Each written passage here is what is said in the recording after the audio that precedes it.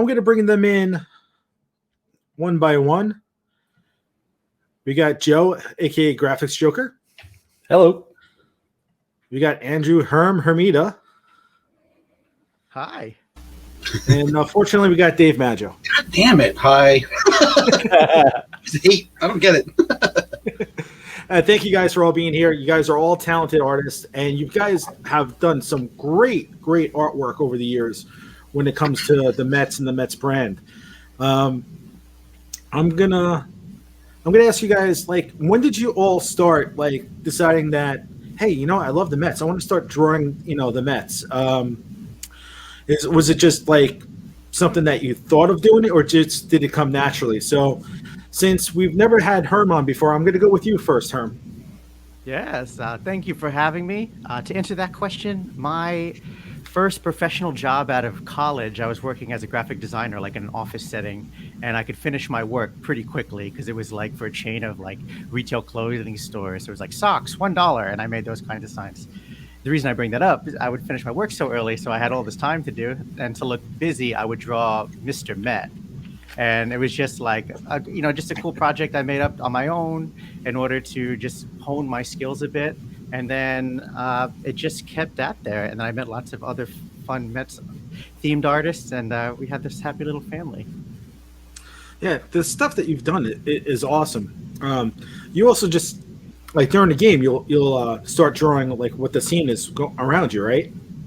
Yeah, so I work as a freelance illustrator, and one of the things that basically they always say, right, make the work that you want to get paid for. So I became really excited about drawing professional sporting events, and obviously being a big Mets fan, I went to quite a few Met games, and I would just draw everything that I would see, and I would try to capture the moment, so if you can see, like on the picture you're seeing now, you can see like my wife's in the left corner, certain people that were sitting around me, and this was a doubleheader, this game in 2019, so I tried to draw everybody who was playing and pitching, and kind of wrote down what game that was for. So it was kind of, it made me a better artist overall, and I have this really cool keepsake now. So it was a lot of fun. No, it's awesome. And the stuff that you do, it just blows my mind, because I don't have that talent at all. You put a video camera or a DSLR in front of me, I can do something. But once you ask me to draw something, no, it ain't happening.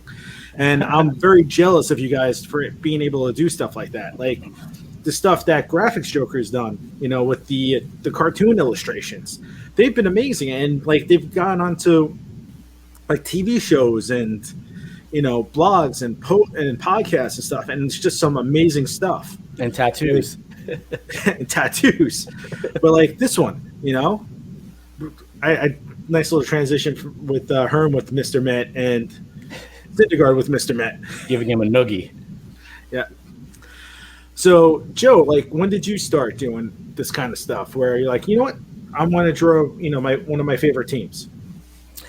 Basically, I started when I was a kid. I think it started with the Islanders first, and then to the Mets.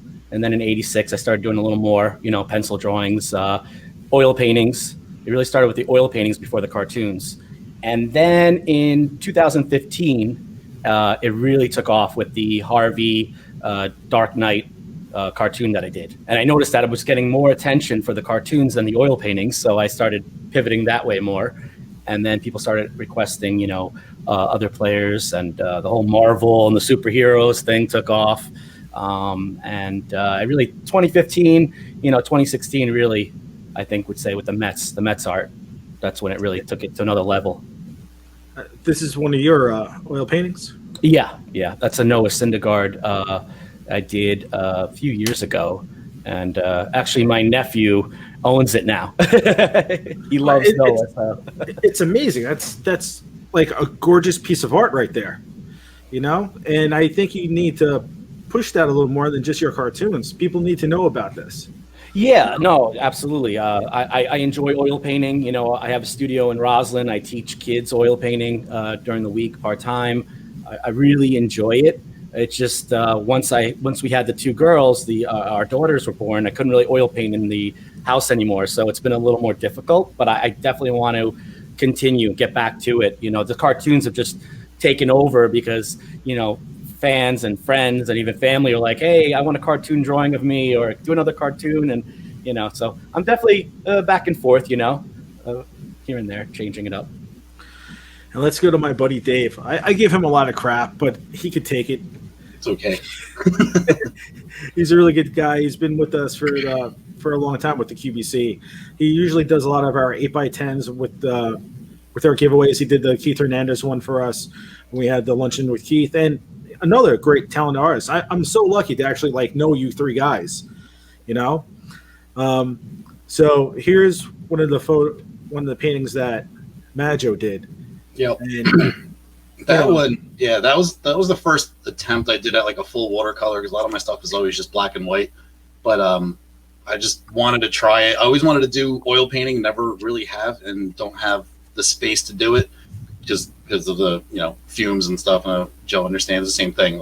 It's a very limited thing that you can do, and I never really worked in color. But something about that picture, and then knowing that was the year that Keith was supposed to be at QBC, I believe, and then hurt his back, and he had to back out of it at that time. And then we did the lunch with him later, but that's kind of what got me going on that one. But it was a fun experience to try something different, but have really awesome results. I should do it again sometime. it was really good. You're also known as the Tifo guy with the 7 line. Yeah, they're banners. They're banners. That's actually my favorite one. I love that one. It came out so awesome. It was the first time I painted pictures of people, somewhat of a portrait. Just figured that was going to be a big game, and they had the 86 ceremony there. So, it came out so much better than I thought it would. And there's so many great shots of it while they're having the team on the field and celebrating stuff. And I think I said one of our earlier broadcasts that we did was there's this one picture of it where Gary's wife and son is accepting on his behalf for being there, and the 7 Line Army had it up over the crowd, and it came together as such a great picture. It was really one of the best ones, I think. And unfortunately it has seen its demise. I don't own it anymore. It doesn't exist, but it's there in spirit. It actually looks like I might be one of the guys holding up the banner with you. I think you're the guy above the 2016, I believe. Yeah. Oh, that's cool.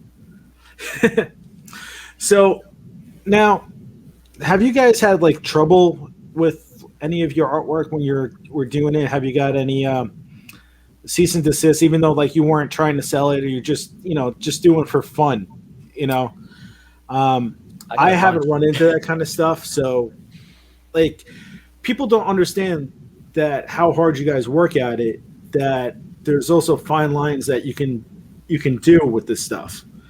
Does that ever get really annoying where it kicks you in the teeth, where you're like, oh, do I really feel like having to deal with this while I'm trying to create my art? I'll let any one of you answer first. My answer is no, so Joe, take it away. I don't know. They're coming for you, Dave. I know they are. That's what they. Before that hat came in the mail, man, I was convinced. I'm like, oh, here it comes. We're getting a letter. Yeah, I mean, with the oil paintings, not really. I have been learning to, I try to photograph as much of the work I can and then paint from there. But I have used other photographers' work, and I try to credit them. When I know it's their work, I see their name on that, but I haven't had a problem there. But with the cartoons, yes. When I started doing the Matt Harvey, started with that one, 2015, the fans were like, hey, we want this on shirts, on stickers. I really didn't know what went into all that. So I just put them on a third-party website. I printed a bunch of the Dark Knight Harveys and a couple other players. And then, I thought it was a brilliant idea to send the Mets, all the players, Harvey and the crew, free stickers. I gave them all these stickers, sent it all over there. And next week, I know I get a letter, take down the Harvey stuff. And then I got another one from Warner Brothers, because I guess anything with horns and a mask is protected under Batman. And then the Dark Knight wanted me to shut that down as well. So I got a double whammy, cease and desist, And ever since then, I've asked for permission, and I've got it most of the times. And if they say no, I just don't reproduce it or sell it. So, because I'm not licensed by the league. As you guys know about the licensing and all that, it's a whole nother world. Yeah, What about you, Herm? I've never. That's never happened to me. I've also, like I'll make like bootleg things I call them, and I'll like maybe 10 of something and give them out, like like a Mr. Met, not even a T-shirt, like stickers and things, like to friends and family. But I've never. Knock on wood. This is plastic, but it works just as. Herm, everyone loves you, Herm. That is too sweet. You're the best. You're the best. Yeah, until they get like a nice idea for a paycheck, and they'll be like, "Who's that Herm guy?" And they'll say, "Wait, he's Spencer Graphics Joker. That guy's got a merch store. Like, we got to check this guy out too." Yeah, not affiliated. Watch out. Not affiliated. All right, let me pull up some more artwork from you guys. All right, Herm, let's check this out. Oh yeah, so to those that have never seen me or met me, hi, my name's Herm. I'd say my magnum opus is during the 2019 Mets season. I attended and drew live every Mets home game, and my goal for it was I went there and I drew and colored or whatever, and by the end of the ninth inning, I was done, and that was the end of that sort of thing. So again, like I had said earlier, is I wanted to visually document everything that was happening. So this was the last game during the last, so this is the 10th and 11th inning. And I had these amazing seats where they gave you like free food. It was unbelievably awesome. And I was like in the second or third row. So it was really special to me being the last game. And I got all the free chicken fingers I wanted. So I just drew this. And again, this is just like no photo reference, nothing. It's just my pen in my hand and what I'm seeing on there. So it ended up being pretty cool. So you could see some of the cool moments there with that. That's really awesome. I love that stuff. That's like my favorite stuff that you put up. Like that just reminds me of like, croquis or gesture drawings and stuff. And it's just like the epitome of art, and just you capture, like, I think I said this to you one time we were talking. It's like, to me, you're almost like a modern day, not like an impressionist, but like you capture the movement. Like you capture everything that's going on. When you look at your work, it's like the essence of everything. It's just when you did the 2019 season, man, that was so cool. I loved catching you a couple times at a few of the games and just being like, "Oh my god, which one are you drawing now? This is awesome!" Like your art definitely pushes us. I mean, me personally, whenever I see something on Instagram in your stories, I love it. It just pushes me to want to keep going. I love working with you guys and collaborating if possible. Maybe it'll be in the future. So. Yeah, of course, man. Thank you, God. Please, thank you for all the kind words. It's super sweet of you. I think if you want to, like, anybody that's listening that really wants to learn how to draw, the best way is to draw, and then like I always get like a lot of advice where it's like, oh, you just got to start something and then you will be able to continue with it, obviously, right? So I make these little projects for myself, hence the Met game drawings. And then, once I was in it and I was like, all right, now I got to keep going. And then you put your work out there and you hear some nice things, maybe not the greatest things sometimes, but you keep with it, and then it just takes you to your finish line. There's my wife. Yeah. All right, I'm going to jump into a couple of different comments right now. The first one from Fake Uncle Steve. You guys are all brilliant. Too bad it's not the real Uncle Steve. You could buy some of your artwork. Hey, nice avatar he has there. Oh yeah, that looks familiar, right? Yeah. Who did that? Big Dave. definitely. Dave, here's a cool one from Teza. Never forgot the look on Fonzie's face when Dave Majowicz presented him with his print at QBC 19. Yeah, that was one of my favorite ones. And I think everybody at that one was so genuinely like excited about like the artwork and stuff. I know that that QBC, and then the previous one with Flex and Nemo, like all the players were just like pumped about it. And I remember it was. Yeah, Fonzie loved it, and he was like trying to repose the same face that he was making with the picture that I painted as a reference from. And then was that the same year as oh god, who else was there with Fonzie? Drawing a blank. Help me out, Keith. You were there. Strawberry was there, right? Strawberry, yeah. Was it the year of Strawberry? Yeah. Nobody was. What year was Todd Zeal there? I think it was the year before. I can't remember. He was like freaking out. He was like, I want as many prints as I can get. These are amazing. I was like, oh, wow, this is awesome. Like, don't hand them to your lawyers and send me a letter. That's cool. Kimberly Ward wants to know, did you guys go to art school? And if so, where? Anybody? Yeah, I could. Yes. I went to the Fashion Institute of Technology, and I have a BFA in illustration.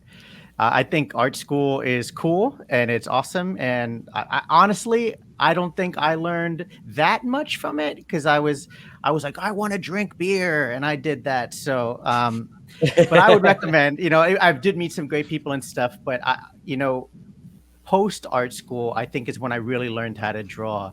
And then, especially like with these projects with like drawing Mr. Met or your favorite players or baseball games and things, when you sit down and you have that idea and you just want to continue and you just get better and better at it, I got much more of an education from drawing Met games than I did at my 4 years of school, personally.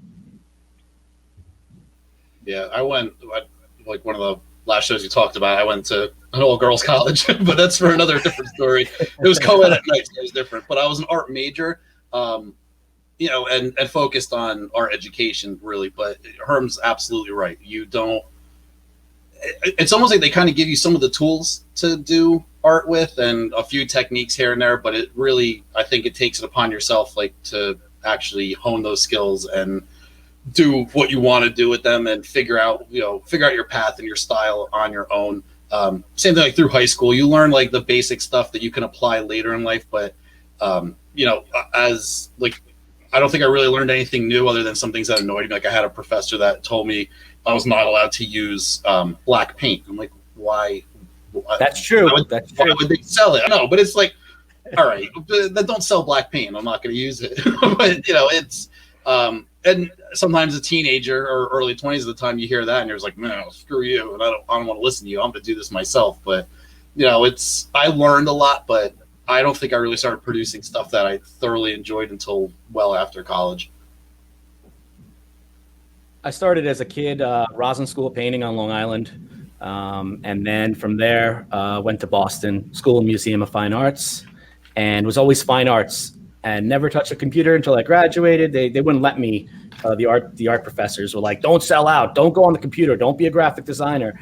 And then I come home and my dad's like, all right, go get a job. What are you gonna do? Paint a wall?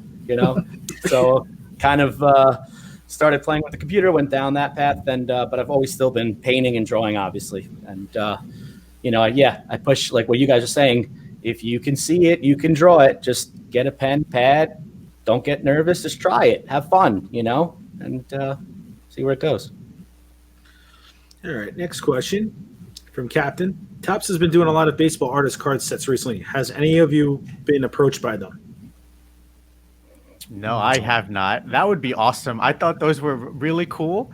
The idea of it and the different artists and stuff. Some of my favorite people on there.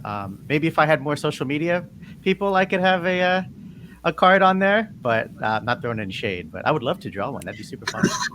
That would be awesome. I did like a series in 2015. I did a whole series of paintings of the starting lineup of the World Series team and a few of the pitchers and stuff. And I made it look like it was the 87 Topps, like the wood grain looking. Everybody knows that card. Like you look at it and you recognize that one right there. That's one of them. Yeah, I have that set that you gave me. Yeah. So I mean, years ago. I love doing it. I thought it was fun. And then I saw one of, oh God, who is it? Greg Heinler, I think his name is blows me away with his artwork. And I believe he did a lot of cards for them, and it's awesome. It's a great idea. I think, I would love to get a phone call like that would want to, do something along the lines of creating that. That would be, I would jump on that in a second if I could. That'd be awesome. All right, we got about 8 more minutes. Let's see if we have any other comments. Nancy and MJ, Majowicz, any plans for making more baseball cards? I always think about it. I would really like to. I think the one hardest part was I did do a second set of was it 86 card where it was like the very blocky triangle type shaped letters. I did it for QBC. I think I did it with all the was it the Internal Fire Award or whatever that you had? I did a whole set of those and thought like this could be really cool. And yeah, I'd love to. I remember the one spring training going down there with like a box full of card sets and just wanting to hand them out to everybody and hope that you'll turn them around and look at my website on the back. But one day, I'll definitely be making some of those. Well, just speaking about spring training, I remember this whole Dom Smith picture. Yep. You want to tell that story really quick? Yeah. I worked for a car dealership up here. I was working as a mechanic for a while, and I heard after I left and went on to actually teaching, I was like, oh, Dom Smith is doing an appearance. I was like, the hell is Dom Smith doing an appearance in Tom's River for? Like, this makes no sense. But I was like, you know what? I'm gonna do a painting of him. I had like a week to do it. Did it really quick, and that was the first painting I did. It was like all the paint dropping, like the dripping watercolor look to it. Brought it to him, just give it to him. He signs it, and he wanted to keep it. But I was just like, no, man, this is mine. I don't want you to have my painting. This is my painting. I don't have another one. Take it back now. I should have just given it to him. I don't know what I was thinking, like, because now it's just in a portfolio with 80 other paintings that are in a book. So it would have been cool to let him have it. But then I told him, I was like, I'm coming down to spring training. I'm going to give you a copy. And I printed out one and, waited out one morning where the players come in from the parking lot, saw him and gave it to him. I was like, Dom, I didn't forget you. Stuck it through the fence. He unrolled it and kept this with me. And he was just like, oh my God, yeah, I remember this. It's like, all right, see, man, my word, I told you. That's really cool. Yeah, it was funny. That was fun. Let's see. Who's each of your baseball sports artist inspirations? Bill Gallo, etc. Have you ever noticed what Jerry Seinfeld has hanging up in his apartment? Yeah, I mean, Bill Gallo is amazing. I 2 or 3 Christmases ago, I got like a collection of like a bunch of his portfolio work, which is super cool. I see my personal inspiration is an artist. His name is Jason Polin. And just looking at his work, he was the kind of guy that I was like, wow, he's really having fun drawing. And he was drawing baseball games and things he saw around the city and stuff. And that really inspired me to just like, my drawing doesn't have to look exactly like something. It kind of goes back to what Dave was saying, is like you're just getting like the feel or the flow of the moment. And seeing his work that like changed my life for the much better. I don't know about who was in Jerry's apartment, the artist, but Elaine's office art was actually one of my favorite artists, a Croatian artist named Majowicz, and he does these realistic boat painting. If you see in Elaine's office, she has all his pictures up. So he's one of my guys. And sports artists, I mean, Leroy Neiman's great. I think for cartooning, Jim Davis, Garfield was one of my first, favorite artists, and Monet. That's my core guys. Yeah, I would say sports artists now. I didn't get into doing sports art until recently, really. I would say it's still Greg Kreindler, man. Everything I watch him do, the paintings he produces is just it's incredible. It really makes me want to paint to that like caliber. But an artist in general is an artist named Chuck Close. He to me is oh yeah, he's another one, phenomenal artist. But his life story as well, like. Yeah. I'm not going to go into it because I can talk forever, but it's inspirational and it's amazing, like what he has done and does do. He kind of is like the top tier to me. But then a lot of the artists through history too, were the ones that you're forced to learn about in school. I like all of them. I gained a whole new respect for Picasso. I always thought he was just like a Cubist guy, and go to find out that that wasn't until way later in his life that he was better at quotes. Yeah, he had the best lines. Quote. But it's definitely Chuck Close, and then I would say I look to Kreindler all the time to just see how he works. All right, have any of you guys done a Seaver tribute since his passing? I did a cartoon of him with a black background, but no painting yet. I painted him before, like a couple of years before his passing, but no, not since. Yeah, no, I don't. I haven't really like sat down and drawn like a player in a while. But I was there for the the opening of 41 Seaver Way, so I got to draw that whole thing, which was really really fun. So I drew a little sign that I don't know if that counts. Sure, it counts to me. So, all right. Well, I got something cool. Majo did a great little time lapsed picture, a painting of Joe McEwen, which is going to lead us into our next panel. So what I'm going to do is thank you guys for being on with us. You have any plugs of your websites or anything, or your social media handles, anything at all? So just look down there, or where is it? Yeah, down there. I'm just giving you a look. Macho.com. All right, guys. So I'm saying goodbye to you now. I'm going to remove you out of the thing, and I'm going to play the Majo quick time and go into Matt and Joe. Well, thank you very much. Thank you. Thank you, guys.